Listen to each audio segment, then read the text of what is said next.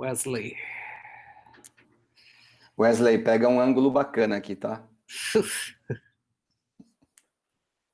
E vamos começar então. Muito bem, pessoal, estamos ao vivo com mais um Conexões Digitais, que é uma iniciativa da Red Hook School. Hoje eu tenho um convidado aqui que eu estava faz tempo já que eu estava querendo convidar, porque é um cara que tem uma experiência e uma bagagem muito bacana. Ele é um ótimo orador também, estava assistindo alguns vídeos dele de palestra aqui para pegar algumas ideias. Grande amigo também do mercado, Júlio Zaghini. O Júlio tem aí uma experiência desde diretor de marketing do Walmart, depois passando quase 10 anos no Google, no Brasil e até lá fora, tendo um papel importante também.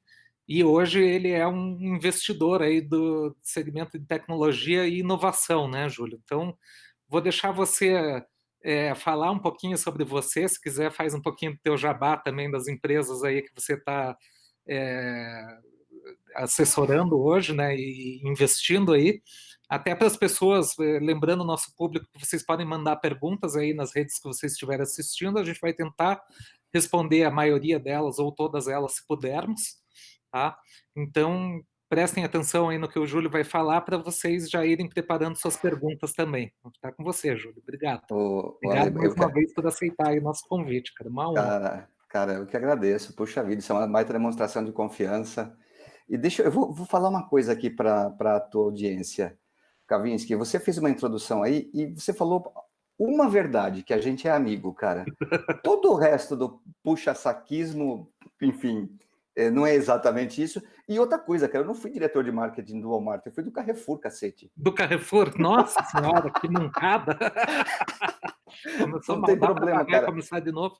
Não, mas isso foi na minha vida passada, eu nem lembrava mais, cara. Fica tranquilo. Boa, desculpa meu deslize. Não tem problema, cara. Ó, de verdade, muito obrigado pelo convite. Eu vou repetir, isso é uma demonstração de confiança. Você tem, enfim, um monte de gente que te acompanha aqui e eu vou me esforçar muito para manter o nível dos teus convidados, porque eu andei olhando também, cara. Você recebeu gente muito bacana aqui, então é uma responsabilidade gigante. Boa tarde para quem tá assistindo. Não sou muito bom de falar de mim, não, tá? Na verdade, eu sou um cara que trabalhou muito a vida inteira, trabalho muito até hoje. Talvez eu faça o tipo bom moço, né, Kavinsky? E isso, incrível, cara, é muito triste dizer isso, mas no Brasil, bom moço já sai na frente, porque tem tanta picaretagem, né? Não quero criar uma polêmica aqui, né, Ale? Mas tem tanta picaretagem que você se comportar bem, ser na linha, tentar respeitar as pessoas, isso te dá você sai algumas cabeças na frente, quando tá lidando com gente honesta também. E É um como isso sempre foi o meu diferencial. objetivo, não é, Lê, desculpa, e eu posso falar isso por você também, porque eu te conheço, cara.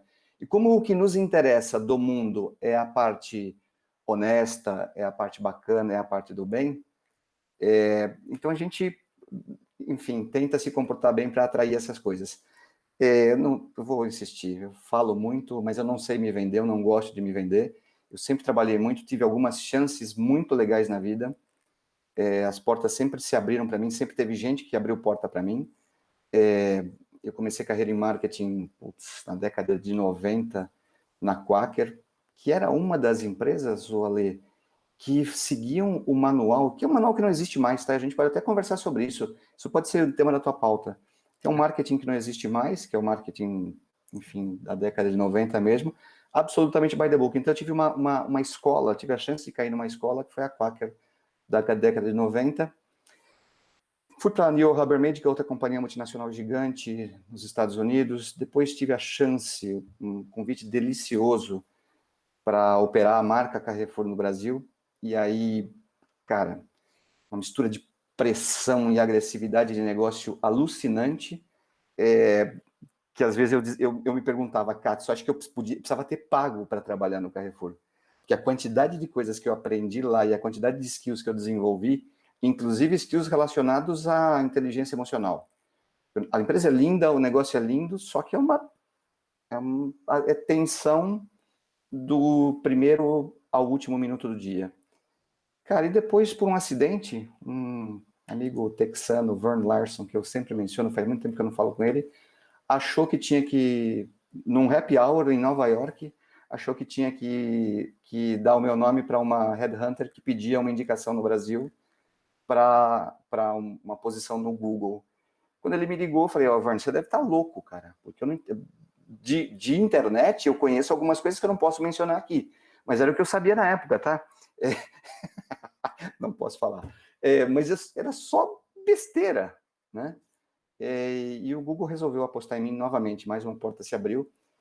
Cara, fiquei quase 9 anos e tanto lá, numa trajetória deliciosa, uma empresa espetacular, cheia de problemas de empresa, tá bom? Então, o meu compromisso com a Lei hoje aqui era ter uma pauta aberta, né? Até porque eu só tenho um compromisso comigo mesmo hoje. Então, enfim, mas uma empresa espetacular, cheia de problemas de empresa, né? Eu fiquei lá 9 anos e tanto, cansei de verdade da vida corporativa e resolvi que eu não ia fazer muita coisa por muito tempo. Não demorou 3 semanas, eu estava em Miami fazendo o meu primeiro negócio com um cara que você conhece, Alexandre, que é o Alexandre Rovaguen. Eu tomei um avião aqui, fui sozinho para lá, aluguei um carro conversível vermelho, porque eu achava que eu já estava ali, eu tinha conquistado a minha liberdade. Aluguei um carro conversível vermelho, passei em Miami uma semana, tive 2 encontros bons com ele, e a gente saiu dali já amarrado para fazer o primeiro investimento no primeiro negócio. Nos meses seguintes, eu investi um pouco daquilo que eu tinha guardado da minha carreira em outros 3 negócios, e todos eles de tech. E é isso, Ale. Cara, eu falei que eu não sei me vender, acho que eu contei até demais, tá? Legal. Obrigado aí pela transparência e pela abertura aí para o nosso público e para nós. É realmente gratificante aí você estar sendo tão aberto. Hoje é dia, cara, hoje é dia. Vamos lá, vamos começar falando de inovação, porque, pelo que eu vi lá no teu perfil, né, um dos pontos, eu acho que, né, a gente pode pegar aí toda a tua bagagem, até tem, né, aí passagens por empresas que estavam inovando, momentos de mudança, desde o By the Book até depois Carrefour, e o Google, que acho que é um exemplo de inovação, né, para nós, uma empresa sensacional, né, em termos de inovação, né? Conta para a gente um pouquinho como é que você recomenda que aconteça o processo de inovação, o que as pessoas têm que ter em mente na hora de trabalhar e olhar para o lado da inovação, porque hoje em dia não é fácil, né? O consumidor mudou muito, né? A gente tem uma transição muito rápida de comportamento de consumidor, de comportamento da indústria, né? Acho que a inovação deve ter vindo aí para a primeira linha aí de preocupação de muitas empresas, mas você tem tantas opções e tantas coisas acontecendo que é difícil saber para onde olhar e o que fazer, por onde que começa, para onde que as pessoas têm que começar para fazer a coisa certa. O Ale, eu vou fazer um disclaimer, cara, porque eu, eu erro mais do que acerto, tá? Isso é uma coisa ruim, por outro lado pode ser uma coisa boa, porque significa que eu sou um cara que tenta muito. Mas Uhum. é verdade, eu erro mais do que acerto.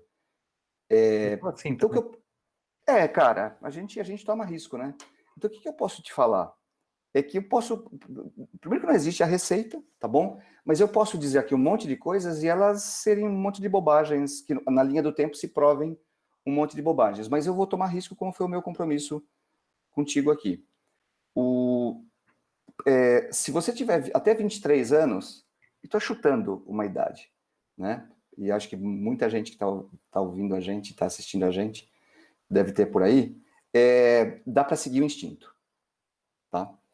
E eu sei porque eu tenho filho de 21 anos aqui, e ele já é um cara que trabalha comigo, ele é muito mais brilhante do que eu, e ele tem ao conversar com os clientes, por exemplo, ele tem uma capacidade muito mais aguçada do que eu de apontar para movimentos de transformação. É engraçadíssimo isso, tá? Eu apareço na reunião como o executivo experiente e o moleque entrega, né? Então, eu vou tomar, Legal. eu vou dizer para você o seguinte: se quem estiver nos ouvindo aqui tiver até uns 23 anos, isso claro que não é uma regra, dá para agir naturalmente, dá para agir a partir da bagagem, né? Para intuitivamente inovar, porque tem processo para inovar também, tá bom? Só que se você for novinho, você consegue seguir a intuição para te levar para alguns caminhos, ou vai ter mais facilidade para botar o roteiro da inovação para caminhar. Se você tiver mais que isso, eu recomendo que você imploda tudo naquilo no que você acredita e repense o jeito de administrar a empresa, tá? Cara, isso acontece menos hoje, viu, Alexandre? Mas eu ouvi muita gente, alguns anos atrás, me consultar, ou vinha muita gente me consultar, e eu não sou oráculo, né? Mas amigos, enfim, gente do relacionamento, me consultar sobre, poxa, como é que ele estruturava uma área de inovação dentro da empresa. E eu dizia que isso era a maior imbecilidade que um executivo podia fazer, né? Que essa história da inovação e da transformação não vem de uma área, cara, vem principalmente de cultura, tá? E cultura vem do conjunto das pessoas. É verdade que vem de uma linha de comando, né? Então, você, como executivo principal de uma empresa, você pode determinar que vamos fazer uma transformação e vamos apontar para um caminho de inovação ou para um caminho de digitalização. Você consegue bater esse bumbo, né? Ou esse martelo. Mas se você não tiver gente que execute, você não... Simplesmente é uma ordem que não vai poder ser cumprida, não vai poder ser executada. Então, de cara, você tem que ter cultura e pessoas que se aculturem, né? Isso é um puta desafio, cara. Tá? By the Book também, lá da década de 80, depois 90, tinha manuais. Tá cheio de manual de cultura corporativa, né? E nenhum deles, eu tenho certeza, diz que você tem que ter jovem e tem que ter diversidade. Né, Ale? Eu sei que eu estou navegando muito por cima da história toda. Sim. E que talvez fosse mais legal aprofundar, e mais no detalhe do projeto. Mas, cara, não existe projeto se você não tiver gente. Primeiro, o comando, foi o que eu falei. Cara, será assim, nós vamos fazer. Tá? E aí, gente para fazer. Gente, preferencialmente, cabeças voltadas, cabeças que já tenham sido transformadas na direção do manual da tecnologia ou da inovação, gente mais nova. Eu vou contar uma história depois que é muito engraçada. Desculpa, diversidade. Tá bom? Cara, eu tô com saco cheio de falar, e você me perdoe pela expressão saco cheio.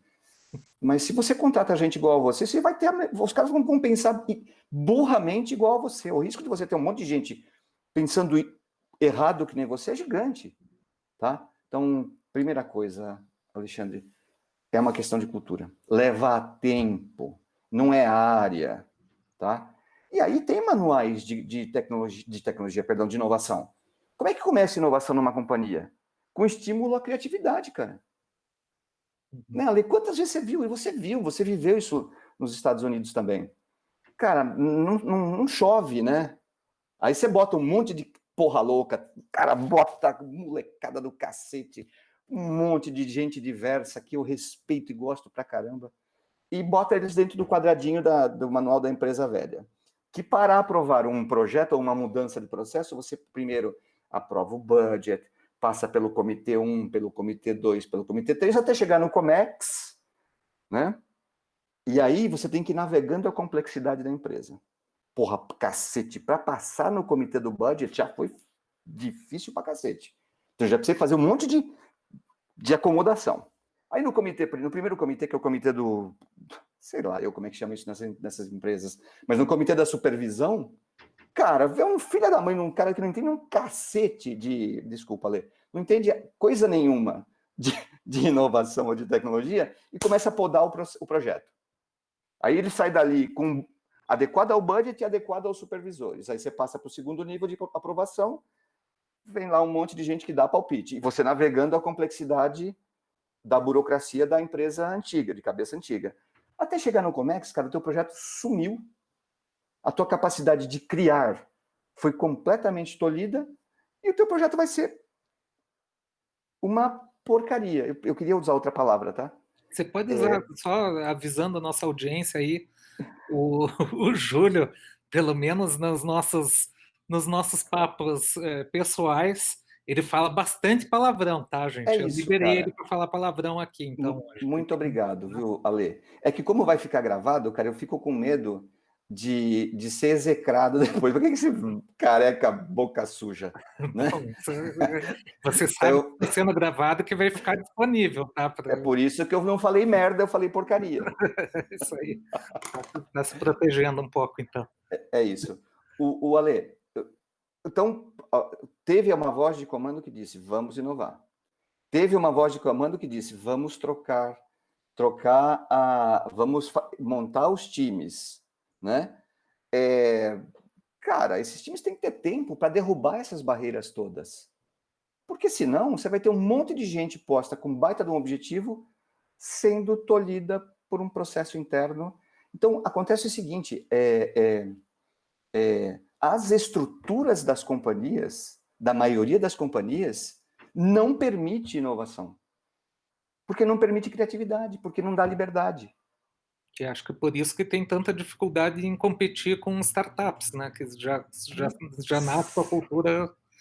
O Alexandre, você sabe também, tão bem quanto eu, da preocupação de companhias como Google e Microsoft, mais Google, tá? Porque já nasceu num formato de inovação e criatividade diferente, em não se transformar num mamute burocrático.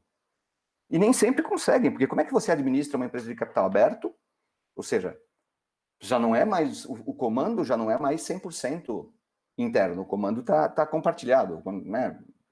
Enfim, é quase como figura de linguagem, mas o comando é compartilhado. Como é que se administra isso permitindo a agressividade de gestão que tem a companhia? Então, fácil não é. Agora, quando você está numa startup, cara, você decide assim, eu vou fazer, dane-se. Entendeu? Eu vou contratar o cara doido e dane-se. Uhum. E vamos ver o que vai sair. Estou tentando manter um pouco a trajetória do discurso para dizer o seguinte, a própria história das empresas, ela tende a interromper os processos de criatividade e tende a interromper os processos de inovação. Para pegar o gancho do teu último comentário, por isso é tão difícil, cara. Por isso as escolhas sobre pivotar são tão improváveis nas empresas mais maduras. E a escolha de pivotar numa empresa menor, claro que o risco envolvido é muito menor também. Não vamos ser naivos aqui de dizer, vou pivotar a Unilever. Então, peraí, né? Não é isso que eu estou dizendo. Agora, pequenos ajustes, pequenas pivotagens, a gente imagina que poderiam ser mais frequentes.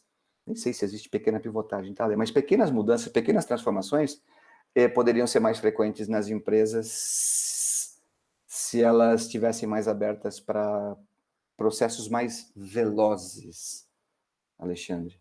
Porque essa coisa toda tem a ver com agilidade. Quando eu falo de derrubar os comitês, quem me escuta falar, acho que eu já falei isso 1 milhão de vezes, cara.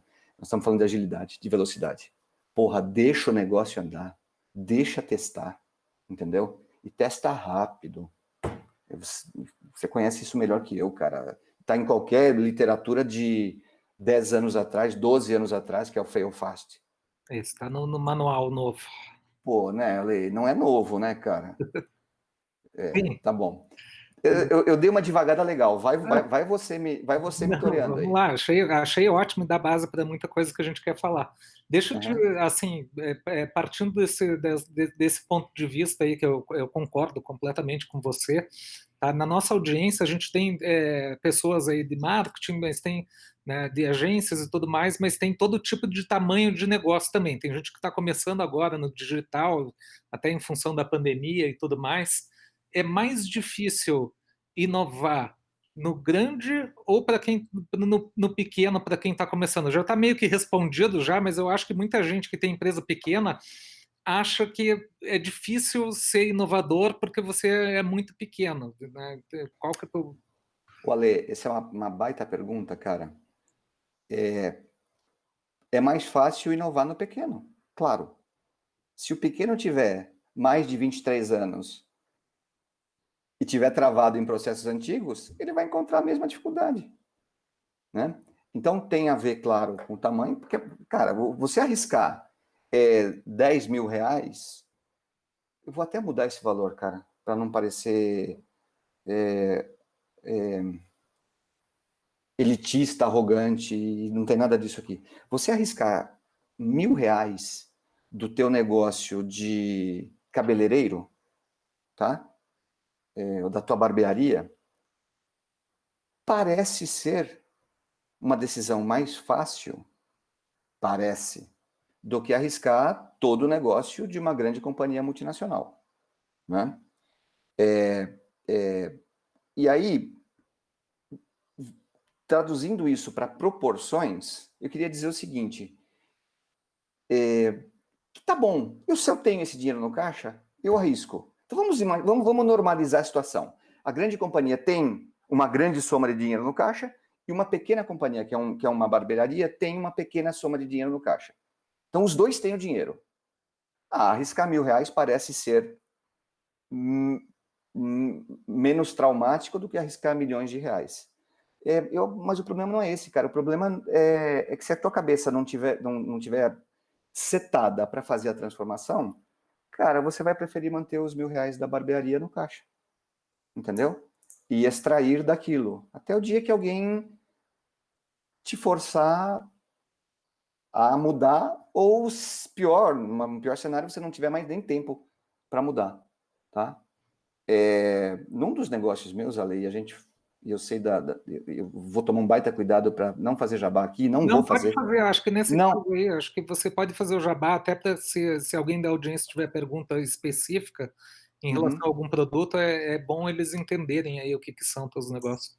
Cara, uma das empresas é uma plataforma de inteligência artificial que entrega bot de altíssima complexidade, mesmo de conversational commerce, umas coisas absurdas, tá? E entrega também coisas muito simples, como fazer atendimento por WhatsApp. No meio da pandemia, tá cheio, cara, a gente não imaginava uma demanda tão grande. Então eu tenho certeza que vai ter barbearia que vai começar a agendar os cortes de cabelo por WhatsApp e uma outra que não vai, né? Uhum. O que vai acontecer com essa que não vai agendar por WhatsApp se a mensageria tomou uma proporção tão importante na vida das pessoas como de fato tomou? É isso, cara. Então, todos os negócios estão sob risco. Se eu for o barbeiro, e não de idade, né? Porque, embora eu tenha mencionado aqui os 23 anos, eu também cometi um baita de um sei lá, foi um exemplo até bobo, tá? Porque a idade é mental, né? Uhum. Mas se tiver um barbeiro com idade mental antiga ou com mindset antigo, provavelmente o negócio dele de barbearia está sob risco.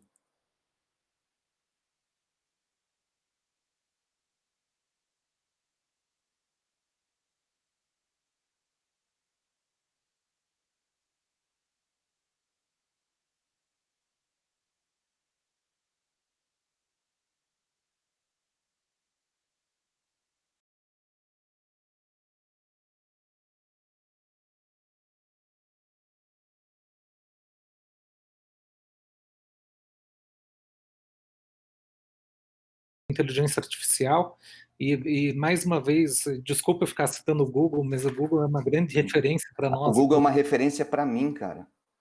Então, eu vou acabar trazendo aqui algumas, pedindo para você compartilhar um pouquinho de experiência Tá. de lá, não contar como foi lá, mas explicar como que a gente pode usar isso hoje, porque você passou por duas grandes transformações que eu acho que o Google meio que liderou no mundo. Uma delas foi, né, quando o Google se tornou mobile first, né, e o Uhum. comportamento das pessoas estava migrando né, do desktop para os aparelhos móveis, né, e em Tá. seguida veio uma grande transformação que foi né, o AI first, né, inteligência artificial em primeiro lugar, né, e o Google hoje ele é o líder em inteligência artificial no mundo, né, tem a maior concentração de especialistas de inteligência artificial hoje dentro da empresa, né. Você pode Uhum. contar um pouquinho para a gente a tua visão hoje sobre a inteligência artificial, sobre esse comportamento, né, que você viu o Google aí e estava trabalhando no Google quando o Google estava liderando aí essas transformações, e como que você vê isso hoje para as empresas, o que é uma realidade, porque quando a gente fala em inteligência artificial, para muitos pode parecer uma coisa tão distante, mas embora a gente não perceba, a gente está lidando O né, tempo com inteiro. inteligência artificial o tempo todo hoje em É dia, né? isso, é isso. O Ale, primeiro, cara, e esse era um motivo de eu brigar com muita gente, tá? E brigar no melhor sentido, brigar conceitualmente. Porque, embora eu entendesse a mobilização em torno do mobile first, tá? Para mim, mobile era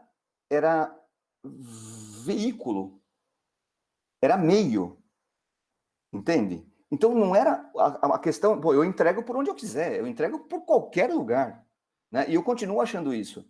Porque depois veio, entre o mobile first e o AI. AI, eu sempre falo ao contrário, e o AI first, apareceu um screenless, que eu falo de screenless pra cacete, cara. Se pegar na internet, é que eu não deixo muito gravar as coisas, porque eu perco um pouquinho a espontaneidade. E também dane-se, né?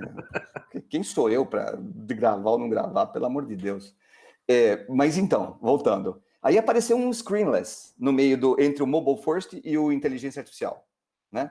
E de novo eu dizia, cacete, tá bom, é importante entender, é muito importante entender o screenless, porque as entregas, nesse caso, elas são tão radicalmente diferentes do que as entregas para o mobile, que basicamente replicava o comportamento nosso do desktop, tá? Que eu acho até mais importante falar de screenless do que de mobile first. Quando apareceu esse mobile first, para mim, era porrada toda hora, porque vamos construir uma estratégia de pitch de mobile first. Falei, Katsu, não, nós temos que construir uma estratégia de entrega digital, ora por um canal, ora por outro, e o mobile era canal, né? Ok, era importante ensinar o mercado e ensinar muito humildemente, porque como a gente tinha acesso a tendências de mercados mais avançados, a gente tentava compartilhar, eu acho que a expressão melhor é compartilhar aprendizado. Então, estou vendo o que está acontecendo no Japão, a gente vem aqui no Brasil e fala, gente, ó, aqui tem uma tendência, e parece que vai pegar aqui também. Mas eu nunca gostei de mobile first, tá? Eu Legal. gosto mais de screenless. Por quê, Ale? Porque screenless, você vai poder mandar comando para o teu computador, seja ele móvel ou fixo, por onda cerebral, certo? Então, muda a relação com a máquina, tá bom? É muito mais radicalmente. Indo para a inteligência artificial, cara, e aí sim está no coração da transformação. Isso está no coração da transformação. Porque é o seguinte, é uma máquina te ajudando a automatizar processos num nível bem básico, num segundo momento, e a gente já está nesse momento, tomando decisões por você. Né? Aquelas que você permite. Nós não estamos falando de deep learning ainda aqui, tá? Aquelas que você permitir. Eu permito que você, máquina, tome essa decisão.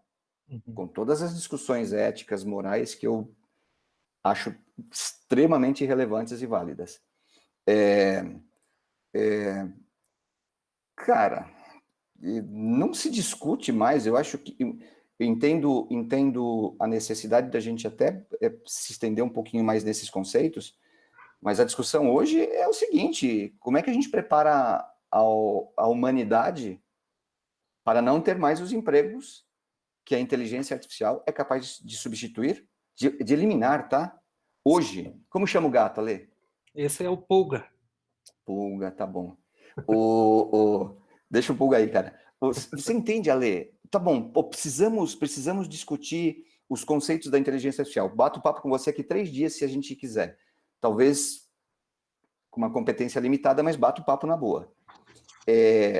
Cara, hoje, nós dois e as pessoas que estão assistindo aqui e que vão ver o vídeo depois, nós todos deveríamos estar preocupados em como é que a gente prepara as pessoas para se inserirem num mundo em que as máquinas vão substituir humanos em um monte de atividades. Isso está tudo na internet, tá, gente? Não está na minha cabeça. Peguem um estudo da PwC, da PricewaterhouseCoopers, de 2018, se não me engano, do segundo semestre de 2018, eu tenho os percentuais na cabeça, cara. E eles estudaram, acho que 2 ou 3 dezenas de países, situações muito críticas em Eslovênia e Eslováquia, por exemplo, onde até o meio da próxima década, 44% dos postos de trabalho que existiam em 2018 não vão existir mais. Por quê? Porque as máquinas tendem a ocupar aquele espaço, a fazer aquela atividade e entregar, inclusive, com melhor qualidade. Eslovênia e Eslováquia, lá no topo dos ferrados, e a Coreia do Sul no chão dos mais confortáveis. No chão dos mais confortáveis, o percentual da Price era 22% de eliminação de resultado. Você imagina, Alexandre, onde é que está o Brasil entre a Eslovênia e a Coreia? No Brasil, acho que eles publicaram um estudo aqui no Brasil, né? Foi publicado no Valor Econômico, se não me engano, e era, acho que 60%, uma coisa assim, era um número bastante alto também. E aí só, se me permitir adicionar um pouquinho, eu acompanhei muito as discussões de inteligência artificial no plano de negócio, não no plano técnico, porque eu não sou especialista. Né? E tem muitos, assim, o pessoal que começou a falar sobre isso e que liderou algumas ondas, né, o pessoal mais antigo de inteligência artificial, eles acreditam não só no fim dos empregos, mas até o eventual fim do dinheiro também, né? Porque se você não tem mais emprego, para que ter dinheiro, né? Então é realmente bem assustador, assim, dependendo do ponto de vista que você tem, né? Porque aí você cria futuros distópicos e utópicos, né? Que podem surgir disso e ninguém sabe exatamente para onde vai, mas acho que é um ótimo ponto. Alexandre,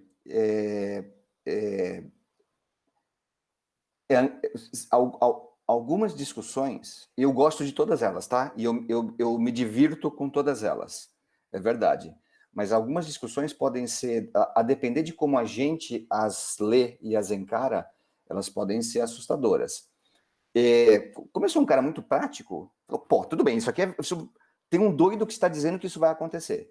Ou tem um outro careca que está falando com o Alexandre Kavinsky hoje, que está dizendo que, pô, vai sumir 44% de empregos, o Alexandre pior, ele já disse que vai subir 60%. Né? Como eu sou muito prático, tá ok, o que eu vou fazer à luz disso? Tá? E aí, cara, educação, educação, educação. E a minha preocupação é com as populações que não estão expostas à tecnologia. Vai, Ale.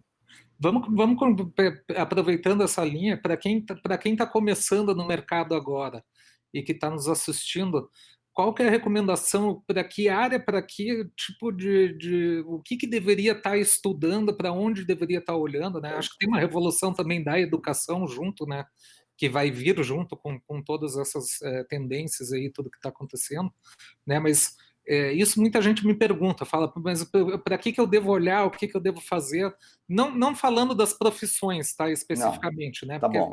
tem algumas profissões que vão ser mais valorizadas, né? Depois da inteligência artificial, como psicologia e afins, né? Porque a máquina não consegue substituir, pelo menos no médio prazo aí, né? Essa interlocução humana, né? Mas para quem está entrando no mercado agora, vamos especificar um pouquinho mais para o mercado de marketing mesmo. Tá bom. Para onde você acha que essas pessoas deveriam estar olhando agora? O Ale, cara, essa discussão é sensacional, sensacional. Primeiro, eu vou dar um passo para trás, porque eu comecei aqui contando ou dizendo que eu aprendi marketing by the book na Quaker nos anos 90 e que o marketing mudou. Verdade. Quem quer trabalhar em marketing precisa conhecer os basics. tá bom? Precisa conhecer os basics. Até porque o que a tecnologia permite é adicionar layers de inteligência para melhorar as entregas, para se aproximar daquele marketing 1 a 1, que não estava previsto nos primeiros manuais, que era marketing de massa, mas depois, mais recentemente, falava-se muito em marketing 1 a 1, e a tecnologia melhora isso tudo. Permite você conhecer muito melhor as suas audiências, permite promover o engajamento num nível muito superior, tá bom? E medir resultado de uma forma absurdamente mais profunda. Então, a primeira dica é, vai conhecer o manual, cara. Tá bom? Vai conhecer os basics, porque os basics não foram tão afetados pela tecnologia. As formas de entregar estão absurdamente modificadas, tá bom?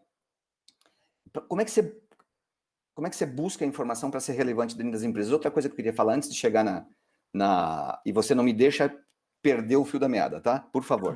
Outra coisa que eu queria dizer, cara, é que as funções de marketing estão muito ameaçadas dentro das empresas. Muito ameaçadas. Por quê? Eu sou um profissional de marketing. Os profissionais de marketing, eles não procuraram o caminho da adaptação. Eles se mantiveram, e eu estou generalizando, isso é uma coisa muito feia, tá bom? Mas há um risco. Então vamos mudar assim, ó, até porque tem gente muito avançada nesse assunto. Até muito mais do que eu. Sim. Que não é grande coisa, tá? Eu não sou grande coisa. Mas tá cheio de gente que sabe muito mais disso do que eu.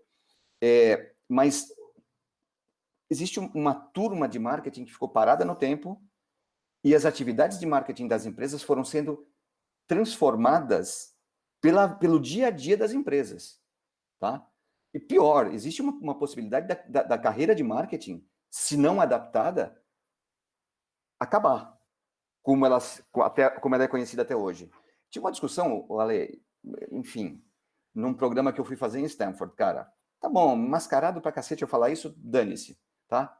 Fui fazer um programa de educação em Stanford, cara, e fechei um pau bem legal com alguns profissionais de marketing que diziam, não, nós estamos adaptados. Eu dizia, não estão. Na média, não estão. Eu não estou individualizando, pelo amor de Deus, tá?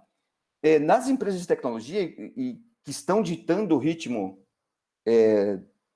de alguma forma do mundo, podemos falar também sobre investimento em R&D, em pesquisa e desenvolvimento. Quer dizer, quem vai ditar as tendências do mundo são as empresas de tech, porque são elas que estão os investimentos em pesquisa e desenvolvimento das empresas de tech são absurdamente superiores do que todas as outras indústrias. Tem uma que caminha numa direção ainda mais lento, que é farmacêutica, tá?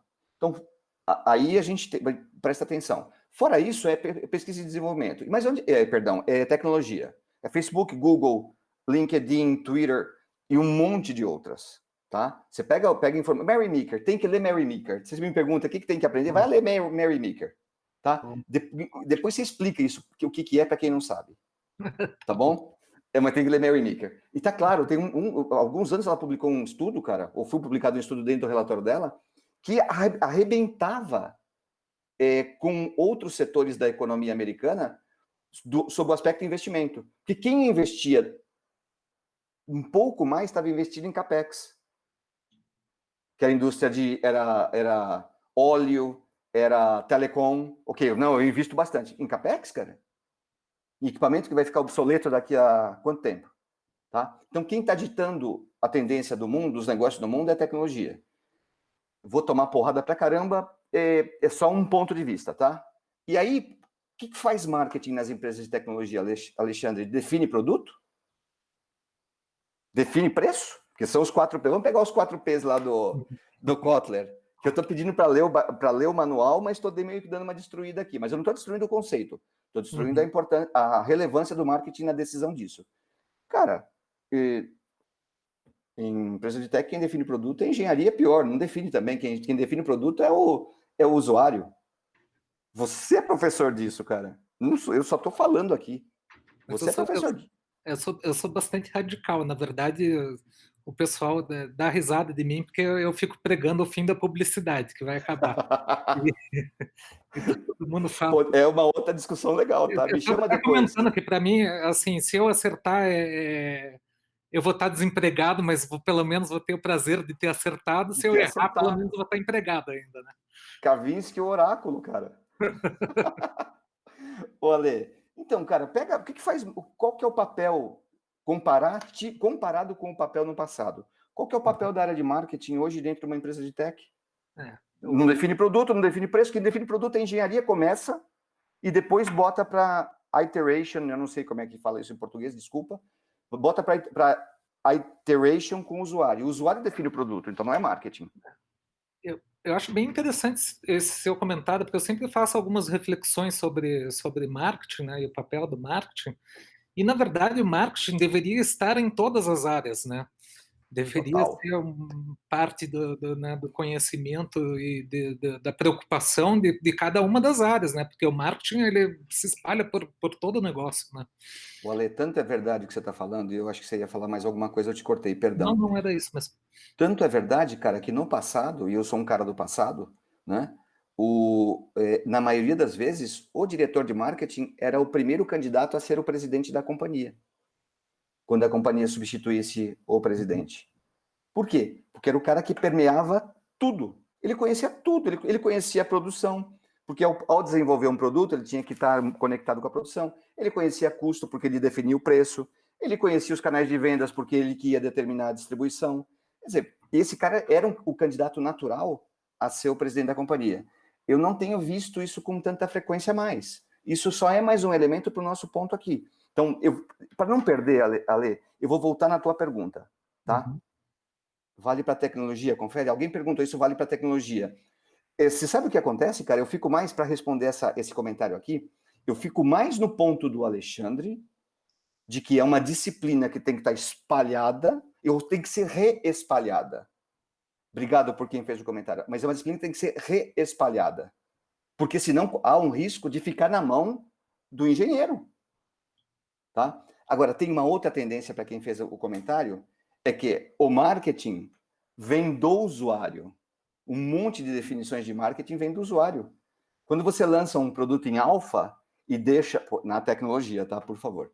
Quando você lança um produto em alfa e deixa o usuário dizer se ele é bom ou ruim, quer dizer, é verdade que você está substituindo aquelas porcarias daqueles focus groups do passado, né? Eu já contei essa piada tantas vezes que eu não vou contar hoje de novo. Então você substitui aquela porcaria por algo bastante mais decisivo e eficiente. Mas então eu vou voltando. Eu fico com a lei que a disciplina tem que estar espalhada por todos os lados, sob o risco de engenheiro assumir a maior parte dos papéis do marketing tradicional. O que tem que estudar, Alexandre, para não perder o fio da meada? Porque a gente pode ficar aqui 3 dias falando disso, Sim, né? obrigado. Tá. Primeiro os basics de marketing e depois tudo que não estiver nos novos manuais de marketing. Por quê? Porque eles foram escritos. A maior parte das coisas que nós estamos discutindo aqui, não isso é arrogância, cara, mas uma boa parte das coisas que nós estamos discutindo aqui não está no manual da escola. Só que, Ale, está tudo na internet. Então, Mary Meeker não tá publicado, não está impresso. Então, você não pode comprar Mary Meeker impresso, mas está na internet. Nós falamos falamos de Mary Meeker, falamos de PwC, Brasil e Mundo. Cara, o que tem que fazer o profissional que quer se formar, que quer se especializar? Tá? Buscar conhecimento em meios não tradicionais.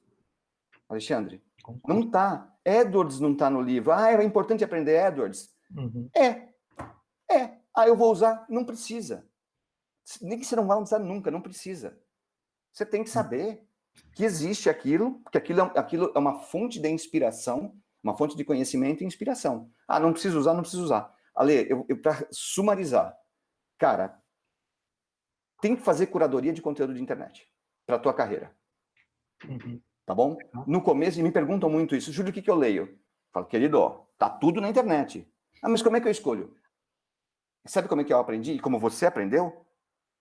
Pesquisa Sim. pesquisa, pesquisa, pesquisa, até que você encontra aquilo que parece fazer mais sentido e que no fim das contas faz mesmo, porque é a opinião mais adotada. Eu acho que tem uma coisa para acrescentar, é que Vai. hoje você tem acesso também a conversar com muita gente, né, que está trabalhando já com coisas mais avançadas ou diferentes, e elas Perfeito. acabam criando um canal aberto, né, que você não só você pode, né, ver esses materiais que já estão publicados, mas tem muita gente trocando ideia em grupos de discussão e gente Fórum. avançada, né, Fórum. e esse pessoal de tecnologia está se tornando muito aberto, né? Eles não têm mais aquela coisa do segredo é importante. Na verdade, quanto mais você divulga, mais você cria discussões que ajudam a desenvolver o negócio, né? O Ale, quando eu entrei em tecnologia, né, pela porta dos fundos, né, havia uma proteção da informação entre os especialistas, cara. Eu acho que eu já conversei isso com você uma vez. Cara, que me incomodava. Falei, gente, isso aqui é o futuro do mundo, né? Se as pessoas não aprenderem, não sou eu. Se todo mundo não aprender isso, o mercado, ele não existe. Todo mundo perde. Todo mundo perde. Não tem player forte com mercado podre. Né? Eu falei isso muito já. Então, caramba, isso tem que ser muito mais aberto. Hoje, essa história mudou radicalmente, Uhum. tá? Eu vou dar um exemplo dos fóruns, cara. Certo dia me chama a turma de PR do Google, porque eu tinha que receber um prêmio, né? Não, Júlio, a gente vai te mandar para tal lugar para você receber um prêmio. Eu falei, bacana, qual que é o prêmio? É do melhor atendimento ao consumidor do Brasil. Pecatso.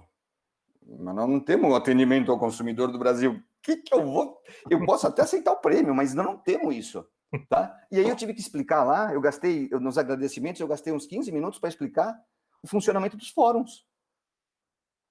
Que rigorosamente o que você falou aqui, Alexandre. Essa informação, ela está lá. Você não precisa enfim, você não precisa ser o mestre dos magos para acessar os conteúdos que são mais relevantes para a carreira. Certo. Agora uma pergunta que me fazem depois disso. Tá. Ser especializado ou generalista? Cara, é uma combinação de bate-pronto, tá? Para mim, não existe. Generalista é o cara que sabe tudo, Mais ou menos. ou é um gênio, e existem gênios, tá? Para quem está ouvindo a gente, vamos deixar claro, eu conheço gênios. A população média do planeta não é gênio. Então, para mim, primeiro o especialista. E você complementa a tua formação com generalidades. Tá cheio de coisa que nós podemos falar aqui que são acessórias ao conhecimento técnico profundo e que Uhum. ajudam a gente a compor um repertório. Agora, um repertório genérico sobre tudo ou superficial, que é muito mais grave, cara. Uhum. Uhum. Eu acho que aí não, né, Ale? Ótimo. Ótima resposta. Vamos entrar numa coisa mais específica agora, né? A Tá. gente tem tanto tempo para conversar, e são tantos assuntos, né, que a gente poderia aprofundar aqui, mas é um tema que eu tenho bastante curiosidade, nunca consegui me aprofundar muito até agora, pelo menos. Tenho um conhecimento bem raso e generalista nesse sentido, Tá que bom. é a questão dos chatbots. Tá bom. Você pode falar um pouquinho para a gente como qual a importância disso para um negócio hoje? Como é que pode funcionar? E aí, assim, já poderia entrar um pouquinho já no Omnichannel, né? Dessa importância de você ter, né, uma cadência ali de atendimento única, né? Independente de canal e tudo mais, mas é um assunto que me interessa e eu sei que você está envolvido com isso, então acho que nada melhor do que deixar você falar sobre. Tá bom. O Ale, eu vou começar pelo último ponto que você tocou, cara, que é Omnichannel. Que é um desafio ao longo, desde que surgiram os canais digitais, o Omnichannel é um desafio gigante dentro das empresas, por conta das estruturas antigas, tá bom? E aí você tem que bater palma para alguns caras no Brasil e eu sou um tremendo puxa-saco do Fred, você sabe disso, do Fred Trajano, né? Tremendo puxa-saco. Além de ser um cara, um ser humano diferente, especial, é um cara Sim, brilhante, né? sem dúvida. Mas na maioria das empresas, a maioria das empresas não tem um Fred Trajano.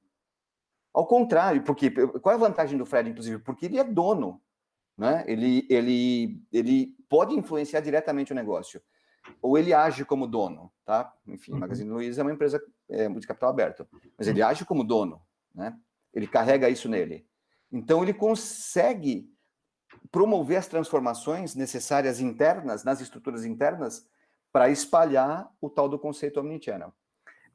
A maioria das empresas de varejo, e no mundo inteiro, tá, Alexandre? Elas, enfim, elas têm uma dificuldade gigante nisso, porque existe uma disputa de canal, tá? Isso era um tema que eu discutia há 10 anos atrás, mas é engraçado, ainda existe, tá? Nas nativas brick and mortar, cara, isso existe ainda. Aí o que acontece em março de 2020 no Brasil? As lojas físicas têm que fechar, né? Bom, enfim, o negócio vai se sustentar só com e-commerce. Pior, em alguns players de varejo, o negócio de e-commerce é separado do negócio de brick and mortar, do negócio de loja física, né? Enfim, qual é a solução para isso? Vamos tentar encontrar um jeito digital de vender para lojas físicas, ou as lojas físicas, para construir melhor o idioma, as lojas físicas tinham que encontrar uma forma digital de vender aquilo que estava na prateleira no estoque. Cara, e aí? Então, ao contrário, você está vendo que eu estou indo ao contrário. E aí, uma das grandes alternativas é usar mensageria, por exemplo. Porra, penetração de celular no Brasil, pacotes de internet muito básicos alimentam as ferramentas de mensageria, né? Só que, como é que eu consumidor, consigo chegar na loja do varejista tal, perto da minha casa, para perguntar para ele se ele tem batata doce ou uma caixa de som, sei lá, foi o que me ocorreu aqui. Batata doce, inclusive, é péssimo, né, cara? Mas dane-se. Né? Cara, eu ligo para a loja. Né? Mas qual é o telefone da loja? Não está em lugar nenhum. Eu nunca falei com a loja. Cara, solução dada, né? Vamos estabelecer um número de telefone para a loja, né? Putz, tem varejista com milhares de lojas, né? Vamos estabelecer... Que os vendedores já, cada um tinha um número, né? E agora foram todos para casa e você não tem mais... Cara, ele conhece o cliente dele. Tem alguns vendedores de carro, por exemplo. Vendedor de carro, a carteira é dele, cara, né? E tá no celular dele. Então, uma das soluções, vamos robotizar. Dá para robotizar isso, cara. Tá? Então, um chatbot mais com cuidado, um chatbot super simples de construir, super simples, com baixíssimo nível de inteligência artificial, diz o seguinte: tá aqui um número de telefone único para todos os vendedores de todas as lojas dessa cadeia varejista. A inteligência artificial vai identificar a origem do contato, direcionar para a loja física mais próxima do endereço do contato. Isso é geolocalização, a coisa mais besta que tem. Então, o telefone emite sinais, né? E conta para todo mundo onde você está. Um cruzamento de coordenada, ó, a loja mais perto tu é aqui. Um robô começa a falar com esse cliente e vai direcionar para o vendedor, ou melhor, se por exemplo, no caso das lojas americanas, tá? Que é um case muito, muito bem montado pelas americanas. É um chatbot que se propõe a fazer customer service ou venda. Né? O robô identifica, é um caso de customer service, começa a atender por customer service. Né? Pior, posso fazer um atendimento híbrido se o robô não souber todas as respostas. Tá bom? Ou não, é um caso de venda. Putz, vendedor, esse cara quer comprar a caixa de som. Tá, Lê? Para explicar da forma mais besta, porque eu peguei o caminho do Omnichannel, tá? Sim, sim. Omnichannel é o atendimento a partir de uma estratégia única de consumidor, e o cara compra onde quiser, Uhum. tá? Muitos varejistas no Brasil foram forçados a caminhar pela direção do Omnichannel, cara. Sim, Tá? é bem normal. Meio capenga, tá, Lê? Porque o Sim, ideal sim, eu acho que tem muita gente que diz que tem o Omnichannel, mas é é isso. multicanal ainda, né? Só Perfeito. porque está no canal, mas você não proporciona uma experiência única, né? Independente do canal que a pessoa está. O Alê, eu vou te dar um exemplo de, de, de um robô que ganhou até prêmio, cara, de um bot que ganhou prêmio, que foi construído pela Botmaker na Argentina, que é o da cidade, do governo da cidade de Buenos Aires, tá? Cara, o cidadão resolve uma dezena de situações com a administração municipal através de um robô sem interação humana. Se ele tiver com um sintoma de Covid, o robô vai dizer para ele: para esses sintomas é bom você ir para tal hospital que é o mais perto da tua casa. Se Caramba, ele quiser saber, se ele quiser saber se ele teve multa de trânsito, ele fala, não precisa nem digitar, ele fala o número da placa e o robô diz: você tem 2 multas aqui, ó. Ó, foi nesse dia, nesse horário. Tá aqui a foto. Você concorda? Quer pagar? Paga pelo robô. Você não concorda? Quer ter uma audiência com uma autoridade para contestar? O robô bota ele para uma autoridade.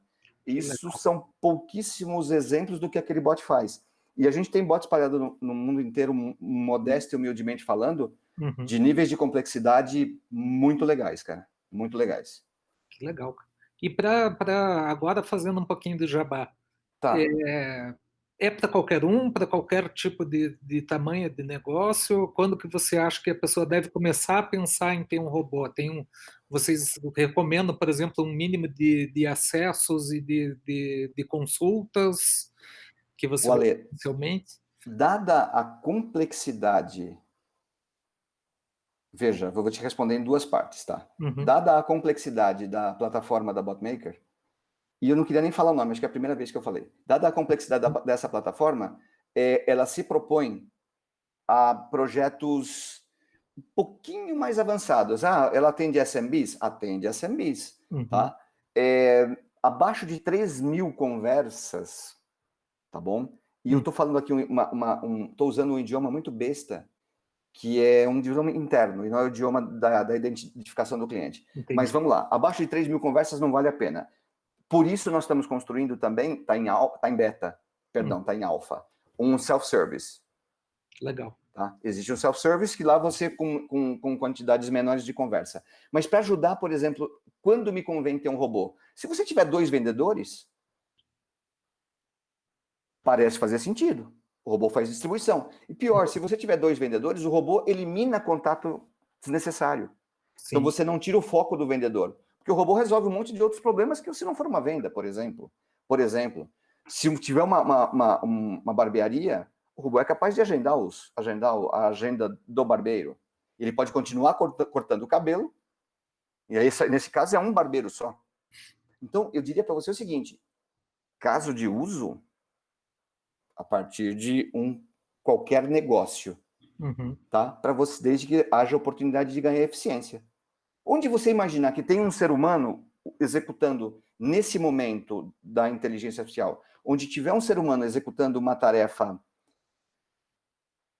de média complexidade, eu já estou falando de média, tá? uhum, De média complexidade, provavelmente há oportunidade de utilização, seja para 100% do processo ou para um pedaço importante do processo, a oportunidade de utilização. Olha a preocupação que nós temos que ter. Eu não estou vendendo robô, não estou vendendo empresa nenhuma aqui. Estou dizendo o seguinte: eu vou voltar na preocupação da educação.